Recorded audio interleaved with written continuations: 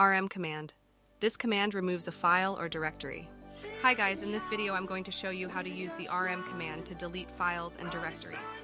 The RM command is a very powerful tool, so it's important to use it with caution. But if you know what you're doing, it can be a very helpful way to clean up your system and free up space. What is the RM command? The RM command is used to delete files and directories. It's a very simple command, but it can be very dangerous if you're not careful. How to use the RM command? To use the RM command, you first need to specify the file or directory that you want to delete. You can do this by typing the name of the file or directory after the RM command.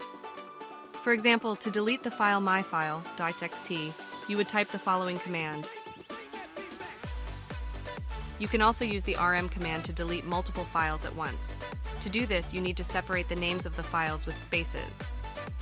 For example, to delete the files myfile.txt and myotherfile.txt, you would type the following command. The R option. The R option is used to recursively delete a directory and all of its contents. This means that the RM command will delete all of the files and subdirectories in the directory, as well as the directory itself. For example, to delete the directory mydirectory, you would type the following command. The F option. The F option is used to force the RM command to delete a file without prompting you for confirmation. This can be useful if you're sure that you want to delete a file, but you don't want to be prompted to confirm. For example, to delete the file myfile.txt without being prompted for confirmation, you would type the following command. Safety precautions. The RM command is a very powerful tool, so it's important to use it with caution.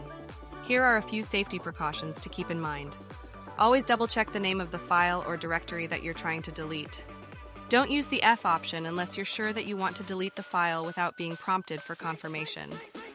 Be careful when using the R option. This option can delete a lot of data very quickly. Conclusion. The RM command is a very powerful tool that can be used to delete files and directories.